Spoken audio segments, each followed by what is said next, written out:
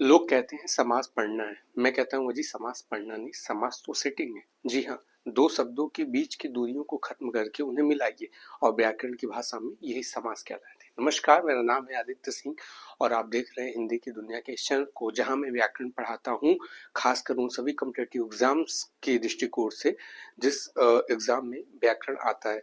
और आज के टाइम में स्टेट गवर्नमेंट के, यूपी के स्टेट गवर्नमेंट के हर एक एग्जाम में हिंदी का एक अच्छा खासा वेटेज देखने को मिलता है।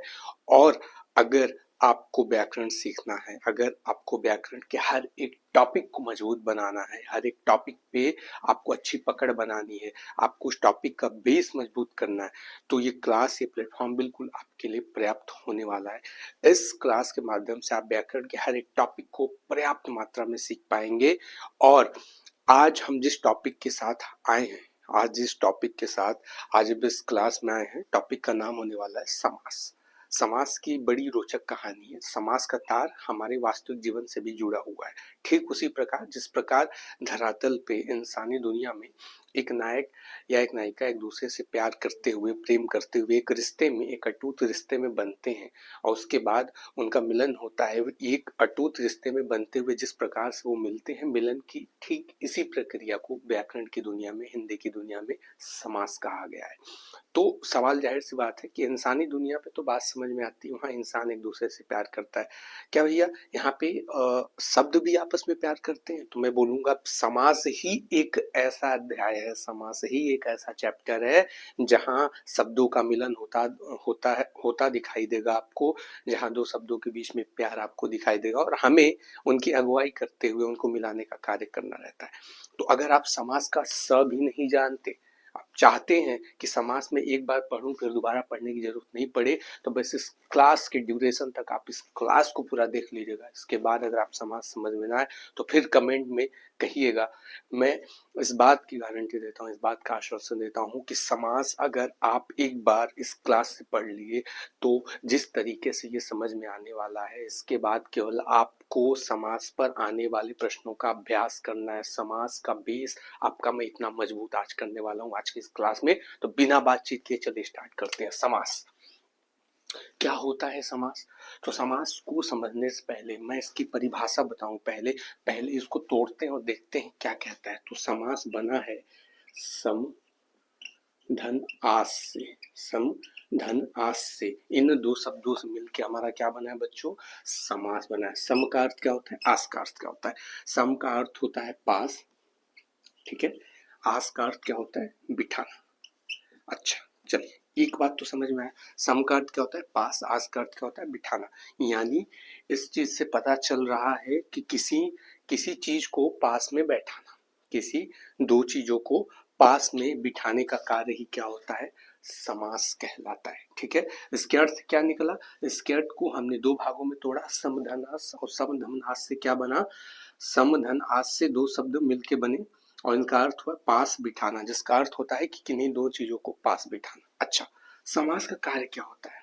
समास का कार्य क्या होता है? देखो, हमारी हिंदी भाषा ये कहती है कि अपनी बातों को जितना कम से कम शब्दों में हम बोले, या अपनी बातों को जितना कम से कम शब्दों में हम बोले या कम से कम शब्दों में लिखने, उतना ही हमारे लिए बेहतर होता है, उतना ही हमारे लिए सर्वश्रेष्ठ होता है। ये इसलिए क्योंकि हम अपनी पूरी बातों को, संपूर्ण बातों को संक्षेप रूप में अगर हम किसी को कहते हैं तो वो बहुत ही सटीक बात होती है। क्योंकि ऐसा कहा जाता है कि कम से कम शब्दों में पूरे अर्थ के साथ बोलना, इससे हमारा ऊर्जा भी बचता है, हमारी पेन की स्याही भी बचती है, ठीक है, हमारा कागज भी बचता है।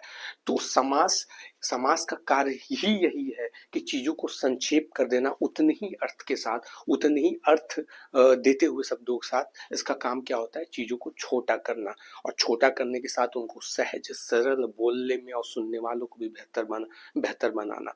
इसका काम कहाँ होता है? समास के अंतर्गत होता है। इतनी बात समझ में? ठीक है, चलिए अब हम इसी दो शब्दों की सहायता से हम इसकी परिभाषा को बनाने का प्रयास करते हैं। देखिएगा जरा, अभी के लिए मैं इसको मिटा रहा हूं, ठीक है। इसकी जो परिभाषा है, इसकी जो परिभाषा बनने वाली है मित्र, इसकी परिभाषा ये होने वाली है कि दो या दो से अधिक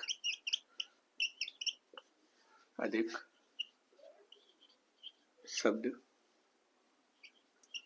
जब मिलकर, देखिएगा ध्यान से, ठीक है। समास आज आप यहाँ से बहुत ही बेहतरीन ढंग से सीख के जाने वाले हैं। दो या दो से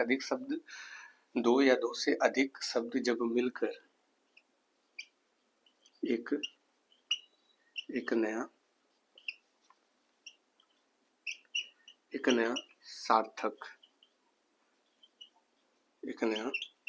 सार्थक शब्द बनाए,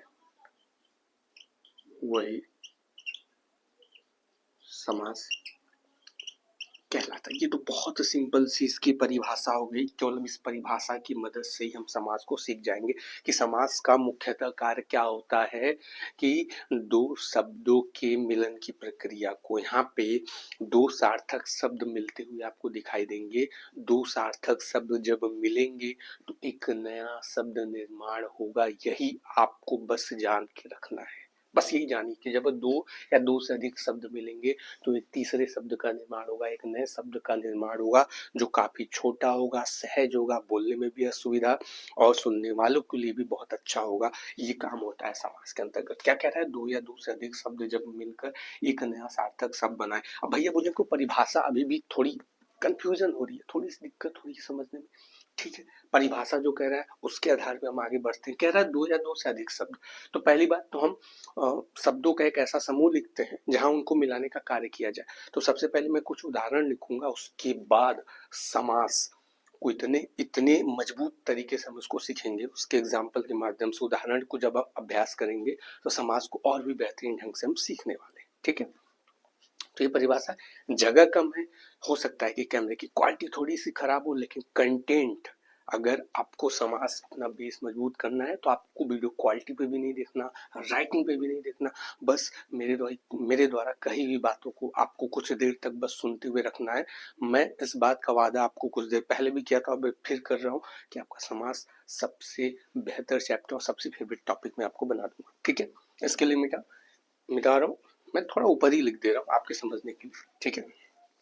परिभाषा क्या कह रहा है? दो या दो से अधिक शब्द, ठीक है। मैं यहाँ पे एक शब्द लिखता हूँ, देखिएगा, एक मिनट।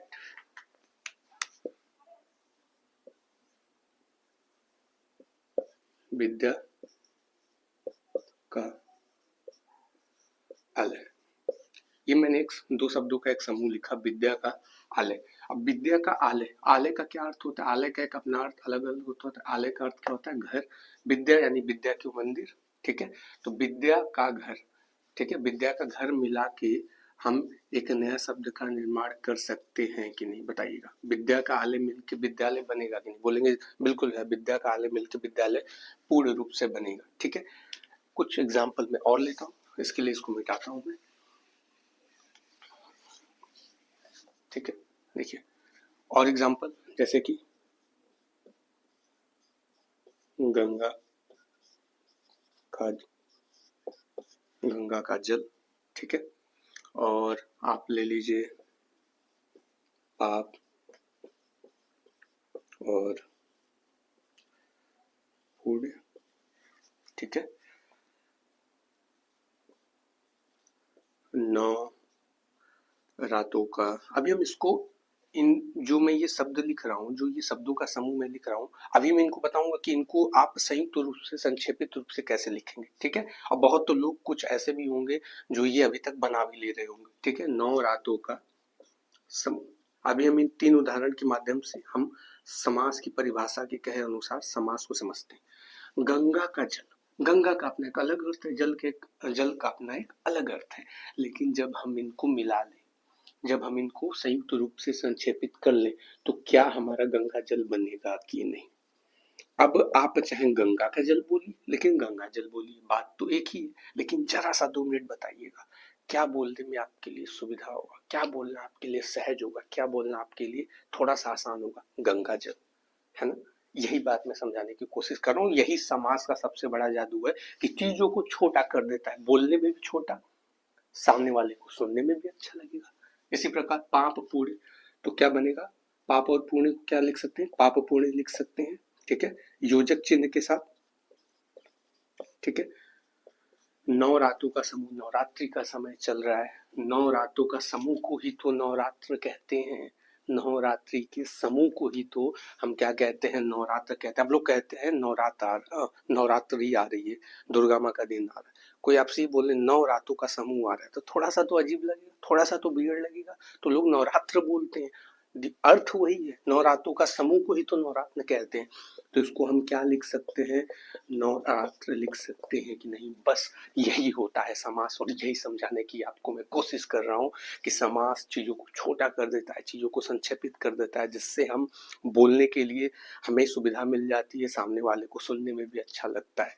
इतनी बात उम्मीद करता हूँ आपको बेहतरीन ढंग से समझ में आई होगी। तो यही होता है पूर्ण रूप से समास। बहुत सारे एग्जाम्पल हम ले सकते हैं, बहुत सारे उदाहरण ले सकते हैं, और बहुत सारे इसका अभ्यास कर सकते हैं। ठीक है, ये क्लास आपको देखने के बाद समास के लिए कुछ भी इधर उधर की वीडियो देखने की जरूरत नहीं है।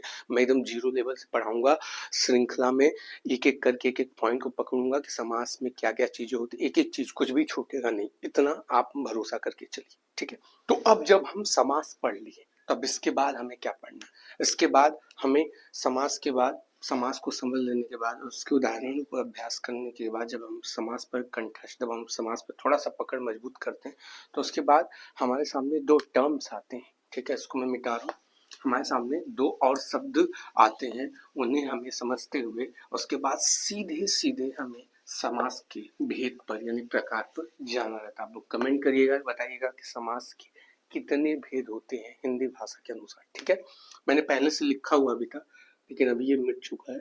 ठीक है, तो पहला क्या होता है हमारा समस्त पद। ठीक है, समास अगर आप पढ़ लिए, समास आप समझ लिए, ठीक उसके बाद आपको समझना है समस्त पद, और उसके बाद आपको समझना है समास विग्रह। ठीक है, तुरंत ये चीज समझना, अगर डायरेक्ट समास पढ़ने के बाद आप डायरेक्ट भेद पे जा रहे हो तो बहुत मुश्किल होगा समास के भेदों को समझना। ठीक है, इसलिए समस्त पद क्या होता है, समस्त पद क्या होता है मैं एक लाइन में बोलूंगा, एक ही लाइन में खत्म कर दूंगा। ठीक है, समस्त पद क्या होता है, समास की प्रक्रिया में बनने वाला शब्द। सुनना ध्यान से, समास की प्रक्रिया में बनने वाला शब्द ही समस्त पद या समासिक शब्द कहलाता है। ठीक है, समास की प्रक्रिया में, समास की प्रक्रिया में बनने वाला शब्द, लिखना इसलिए पड़ा ताकि आपको मैं अच्छे से समझा सकूं। समास की प्रक्रिया में बनने वाला शब्द ही समस्त पद कहलाता है। अच्छा, इसको आप समस्त पद भी कह सकते हैं, समासिक शब्द भी कह सकते हैं। ठीक है, दोनों बात एक ही है, लेकिन आप अभी के लिए एक को ही मान के चलिए, दो नाव पे चढ़ना नहीं चाहिए। ठीक है, दो घर के मेहमान हमेशा खाली पेट ही रह जाते हैं, तो इसको आप समस्त पद या समासिक शब्द भी कह सकते हैं। याद रखना कि इसको कहते क्या है, कि समास की प्रक्रिया में बनने वाला शब्द ही क्या कहलाता है, समस्त पद कहलाता है।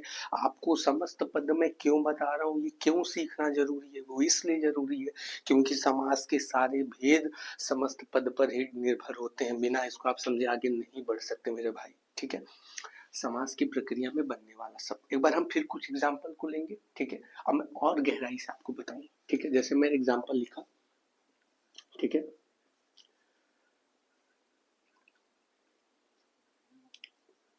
माखन को, माखन को चुराने, इसे और थोड़ा स्पष्ट लिख दे रहा हूं, देखना ध्यान से। माखन को चुराने, माखन को चुराने वाला क्या कहलाता है, माखन चोर कहलाता है। ठीक है, माखन चोर कहलाता है। अब जरा समझना, मैं यहाँ पे क्या समझाने का प्रयास करूंगा कि माखन को चुराने वाला क्या कहलाता है, माखन चोर कहलाता है। माखन चोर किससे बना है, माखन को चुराने वाले से। माखन को चुराने वाले को जब हमने संक्षिप्त किया, जब हमने इसको थोड़ा सा छोटा किया तो क्या बना, माखन चोर। बात यही है, अर्थ यही दे रहा है, ये शब्द भी यही अर्थ दे रहा है। तो इस प्रक्रिया से होते हुए, ये माखन को चुराने वाले से माखन चोर बनने का जो सफर हुआ है, माखन को चुराने वाले से लेकर माखन चोर ये शब्द बनने की जो प्रक्रिया हुई है, यही समास की प्रक्रिया की बात यहाँ पे हो रही है कि वही समास समस्त पद कहलाता है। यानी माखन चोर जो शब्द बना है समास की प्रक्रिया से होते हुए बना, और समास की प्रक्रिया के अंतर्गत कौन सी प्रक्रिया होती है, समास की प्रक्रिया से बना शब्द ही समस्त पद कहलाता है। अब ये जो प्रक्रिया हुई है, इसी प्रक्रिया से जो शब्द बनता है वही क्या होता है, समस्त पद होता है, और समस्त पद ही मेरे भाई समास होता है। अब यहाँ पे लगे हाथ आपको एक बात और समझना पड़ेगा कि समस्त पद में समस्त पद दो पदों से मिलकर बना होता है, ठीक है। समस्त पद दो पदों से मिलकर बना होता है, पूर्व पद और दूसरा उत्तर पद। यही मैं आपको समझाने का प्रयास कर रहा था, ठीक है। माखन को चुराने वाला क्या कहलाएगा, माखन चोर कहलाएगा। तो माखन को चुराने वाले से माखन चोर बनने की जो प्रक्रिया हुई है, इसी प्रक्रिया को हम क्या कहते हैं, समस्त पद कहते हैं। और समस्त पद दो पदों से मिलकर बना होता है, पूर्व पद और उत्तर पद। अच्छा, ठीक है। क्या होता है पूर्व पद और क्या होता है उत्तर पद, बस इतना जान लो कि अगर पूर्व पद उत्तर पद नहीं रहेगा तो समास बनना संभव ही नहीं है। बस समास बनना, हर एक समास में दो पद होते हैं, ये मैं आपको बहुत पहले नहीं बता सकता था, ये तभी बताता जब आप समास के बारे में जान जाते। अब माखन चोर भी दो पदों से मिलकर बना है, बोलेंगे पूछेंगे आप कि सर क्या माखन चोर भी दो पदों से मिलकर बना है, बोलूंगा बिल्कुल।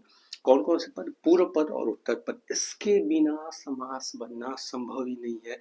तो अब क्या, अब आगे क्या, तो आपको पूर्व पद की पहचान होनी चाहिए और उत्तर पद की आपको क्या होनी चाहिए, पहचान होनी चाहिए। जब आप पूर्व पद और उत्तर पद की पहचान करना जान जाओगे तभी आप समाज के सारे भेदों को सीख पाओगे। क्या होता है पूर्व पद, क्या होता है उत्तर पद, ठीक है।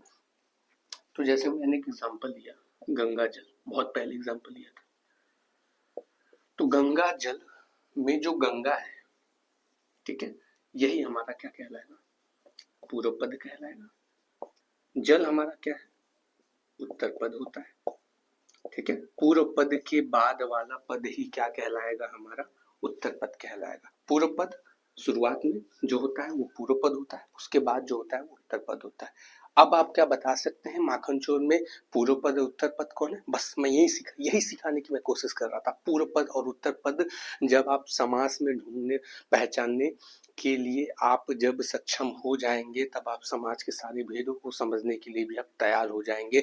ये अगर आप सोच रहे हैं कि मैं समाज सीख गया और उसके बाद सीधा परिभाषा पे द्विगु कर्मधारय द्वंद्व है बहुब्रीहि समास आप जंप कर गए तो नहीं सीख पाएंगे, क्योंकि आपको पूर्व पद उत्तर पद की पहचान करने आनी चाहिए। आई बात समझ में, चलिए ठीक है, देखते हैं। गंगा जल में पूर्व पद गंगा और जल में जल जो हमारा उत्तर पद है। इसी तरह मैं एक एग्जाम्पल उदाहरण और लिखूंगा, चूंकि जगह छोटा है तो आपको कम से कम शब्दों में आपको मैं सिखाने का प्रयास करूंगा, ठीक है। जैसे क्या हो सकता है, जैसे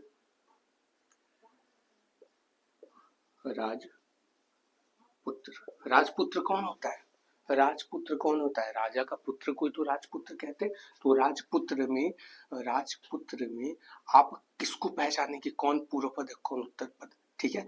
तो एक और सिंपल तरीका बता दे रहा हूँ, ठीक है, नहीं अभी उसको मैं बाद में बताता हूँ, अभी के लिए आप यहाँ समझिए। राजपुत्र में आपका जो राज है ये हमारा क्या है, ये हमारा क्या है, पूर्व पद है, ये हमारा क्या है, पूर्व पद है। उसके बाद जो पुत्र बचा है ये हमारा क्या है, उत्तर पद है, ठीक है। ये हमारा क्या है, उत्तर पद है। तो पूर्व पद उत्तर पद, उम्मीद करता हूं अब आप पहचान गए होंगे, समझ गए होंगे, ठीक है। कि अब समस्त पद क्या होता है वह फिर से मैं दोहरा दे रहा हूँ। तो समास की प्रक्रिया में बनने वाला शब्द ही क्या कहलाता है, समस्त पद कहलाता है, या आप उसको समासिक शब्द भी बोल सकते हैं। और समस्त पद किन दो पदों से मिलकर बना होता है, पूर्व पद और उत्तर पद। पूर्व पद और उत्तर पद जब मिलते हैं तभी एक समास शब्द का निर्माण होता है। बिना पूर्व पद या उत्तर पद के मेरे भाई मेरी बहन समास का निर्माण संभव नहीं है। पूर्व पद उत्तर पद आपको पता होनी चाहिए, उनकी पहचान करने आनी चाहिए, तभी आप समास के सारे भेदों पे पकड़ बना सकते हो, ठीक है। चलिए आगे देखते हैं। आगे देखते हुए समस्त पद सीख लिए, अब हम समास विग्रह सीखेंगे। अब हम समास विग्रह सीखेंगे।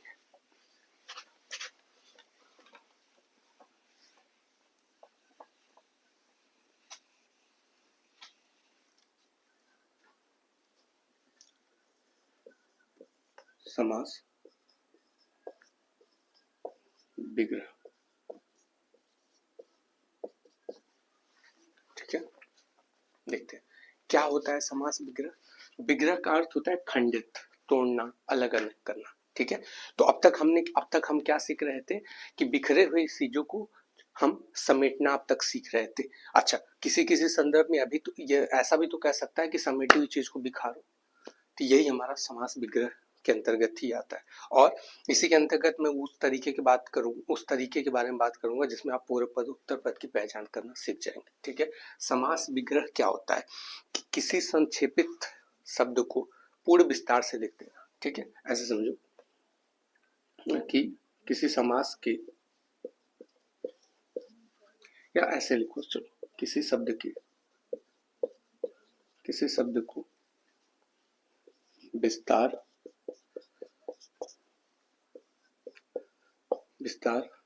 रूप से लिख देना ही, किसी शब्द को विस्तार रूप से लिख देना ही समास विग्रह कहलाता है। अच्छा, किसी शब्द को विस्तार रूप से लिख देना ही क्या कहलाता है? समास विग्रह कहलाता है। अब तक हम क्या सीख रहे थे? बिखरे हुई चीज को समेटना सीख रहे थे। जरूरी नहीं कि आप हमेशा बिखरे हुए चीजों को समेटें। किसी किसी संदर्भ में एग्जामिनर आपसे सवाल भी पूछ सकता है कि कुछ संक्षेपित शब्द दे देगा और आपको कहेगा इनको जरा सही मायने में बिखार के, यानी सही मायने में इनको फैला के या फिर इनको खंडित करके दिखाइए। जैसे मैं कुछ एग्जाम्पल लूंगा, ठीक है। एग्जाम्पल क्या लूंगा? जैसे मैं आपको लूंगा सप्ताह, ठीक है। शताब्दी, ठीक है। इन्हीं दो को पहले हम विग्रह करते हैं। अब कहेगा कि सप्ताह जो है, ठीक है, ये एक समासिक शब्द है, ये एक समास है, ठीक है। और मैं बताऊंगा ये कौन सा समास है, ये मैं आगे बताऊंगा, ठीक है। समास विग्रह में आपसे पूछ सकता है कि सप्ताह का समास विग्रह करके बताइए, ठीक है। तो समास सप्ताह को आप क्या लिख सकते हो? सप्ताह को क्या लिख सकते हो? क्या सप्ताह 7 दिनों का समूह नहीं होता? बताइए, क्या सप्ताह 7 दिनों का? अब मैं इसको मिटा रहा हूँ, ठीक है, इसको बस समझाना था। सप्ताह 7 दिनों के समूह को तो ही कहते हैं, 7 दिनों के समूह को तो ही कहते हैं। अब सप्ताह को मैंने 7 दिनों का समूह ही लिख दिया। इस सप्ताह को मैंने क्या लिख दिया? 7 दिनों का समूह लिख दिया। यही हमारा कहलाता है समास विग्रह, ठीक है। यही हमारा क्या कहलाता है? समास विग्रह का मतलब ही होता है खंडित कर देना, ठीक है। शताब्दी को आप क्या लिख सकते हो? क्या आप शताब्दी को नहीं लिख सकते? 100 वर्षों का समूह। 100 वर्ष जब होते हैं तब भी तो जाके एक शताब्दी वर्ष होता है ना? ठीक। कुछ और एग्जाम्पल हम लेते हैं, बोलेंगे हाँ बिल्कुल लेते हैं, ठीक है। अब जैसे मैं पूर्व के एग्जाम्पल लेता हूँ, ठीक है, या फिर हम कुछ नए एग्जाम्पल ले सकते हैं क्या? नए एग्जाम्पल जरा सुझाइए, क्या हो सकता है नए एग्जाम्पल? नए एग्जाम्पल जैसे हो सकता है आपका राजपुत्र का सही विग्रह क्या होगा? राजपुत्र को क्या हम राजा का पुत्र नहीं लिख सकते? बिल्कुल, ये इसका सही मायने में इसका विग्रह रूप होता है। बस बच्चों, यही होता है समास विग्रह। समास हमने पढ़ लिया, हमने समस्त पद पढ़ लिया, हमने समास विग्रह पढ़ लिया। अब इसके माध्यम से मैं आपको बताने का प्रयास करूंगा कि आप कैसे पूर्व पद और उत्तर पद की पहचान कर सकते हो। अगर आपको मान लीजिए पूर्व पद उत्तर पद की पहचान करने में थोड़ी सी कठिनाई हो रही है, तो आप उनको विग्रह कर लीजिए, आप उनको विग्रह कर लीजिए, आप उनको तोड़ लीजिए, ठीक है। आप उनको तोड़ के भी आप उनको पूर्व पद उत्तर पद की पहचान कर सकते हो। अब इसमें आपको बताना होगा पूर्व पद उत्तर पद क्या है। तो राजा क्या है? पूर्व पद। उत्तर पुत्र क्या है? हमारा उत्तर पद है, ठीक है, तोड़ के भी आप पूर्व पद उत्तर पद की पहचान हर समास शब्द में आप कर सकते हो। ठीक है, उम्मीद करता हूँ इतनी बात आपको समझ में आई होगी। इतना पढ़ लेने के बाद अब हमें सीधे समास के भेद पर चले जाना है, और समास का भेद जो होता है बताना होगा आप सभी को कि समास के कितने भेद होते हैं हिंदी भाषा के अनुसार। उम्मीद करता हूँ अब तक जो पढ़ाया गया होगा मेरे द्वारा समझ में आया होगा, और आप समझ गए होंगे कि इस वीडियो पे आपके द्वारा जो दिया गया समय है वो कहीं ना कहीं सही मायने में एक अच्छी जगह पे उपयोग हुआ होगा। इतना मैं आपसे उम्मीद करता हूँ, अब आपको भी थोड़ा विश्वास हो गया हो। ठीक है, ज़्यादा बातचीत न करते हुए सीधे लिखेंगे समास के कितने भेद होते हैं। ठीक है, आपको सीधा सीधा मेरा बस यही एक लक्ष्य है कि आपको व्याकरण के हर एक टॉपिक पे आपकी पकड़ को मजबूत करवाना है, ताकि टॉपिक पढ़ने के बाद अपनी एक बार बेस मजबूत कर लिए तो केवल आपको प्रश्नों का अभ्यास करना मात्र शेष रह जाएगा। आई बात समझ में? चलिए आगे देखते हैं क्या समास के भेद। हिंदी भाषा के अनुसार समास के कितने भेद होते हैं? तो हिंदी भाषा के अनुसार समास के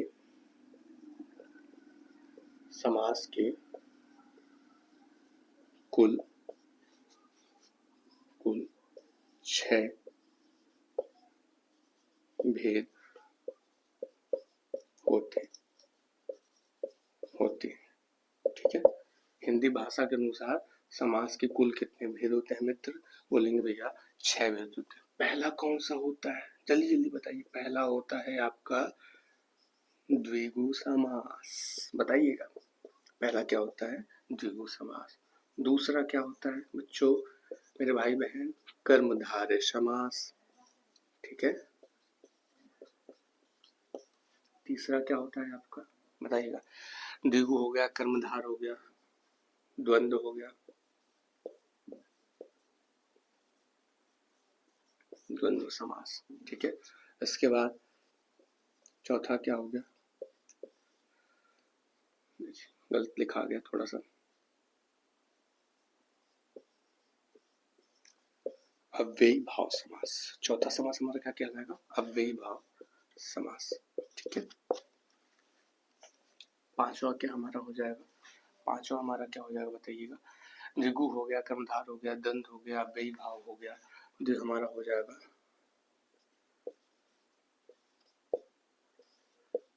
बहुव्रीहि समास। और आखिरी हमारा क्या हो जाएगा? तत्पुरुष समास। आखिरी क्या हो जाएगा हमारा? तत्पुरुष समास।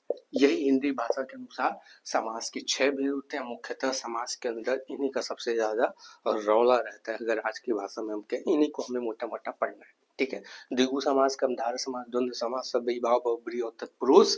और इस बात का मैं आपसे वादा करता हूँ, कितनी आसान, इतनी सहज तरीके से मैं इन भेदों पर आपकी पकड़ को स्थापित करवाऊंगा कि आप जीवन में अपना नाम भूल जाएंगे, लेकिन इनके भेदों से पूछे गए सवालों को आप कभी जीवन में नहीं भूल पाएंगे। इतनी आसान तरीके से मैं आपको समास के इन 6 भेदों को समझाऊंगा।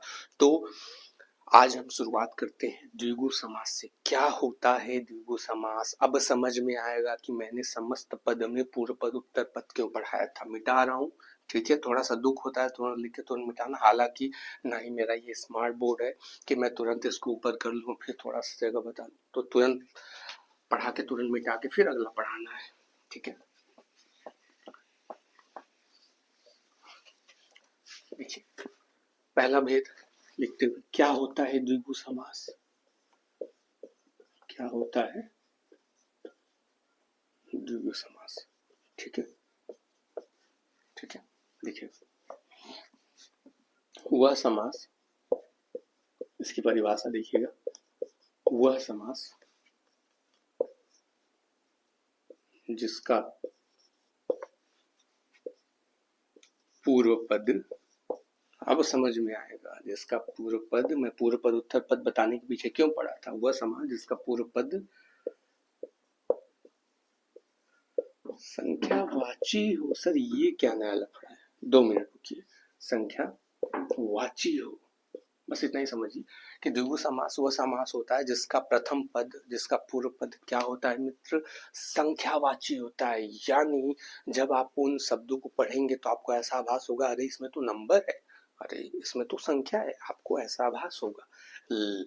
तो वही आभास आपको करवाना है और वही पहचान, ये द्विगु समास के पहचान का सबसे बड़ा हथियार है कि जिस शब्द का प्रथम पद संख्यावाची हो वही हमारा क्या कहलाएगा, द्विगु समास कहलाएगा।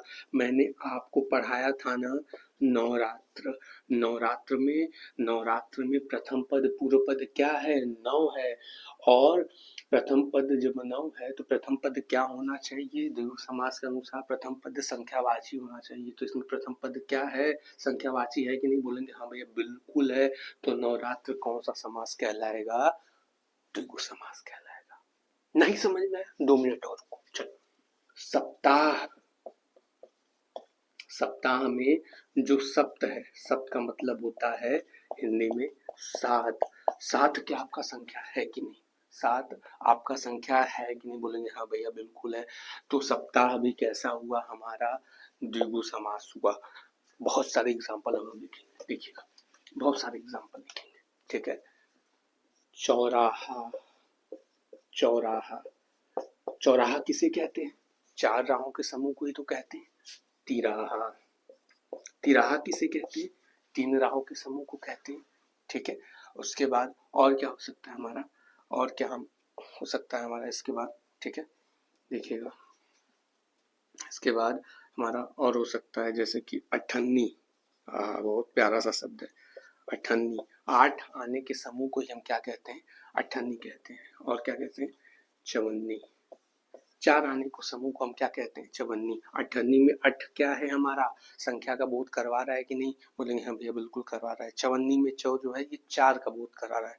तो ये जितनी भी मैंने एग्जाम्पल लिए आप पढ़ेंगे तो आपको आभास होगा कि इनके प्रथम पद में क्या संख्या का बोध हो रहा है कि नहीं, बोलेंगे हाँ भैया बिल्कुल हो रहा है। और मेरे मित्र मेरे भाई यही कहलाएगा हमारा क्या, द्विगु समास, यानी वह समास जिसके प्रथम पद में हमें संख्या का बोध हो।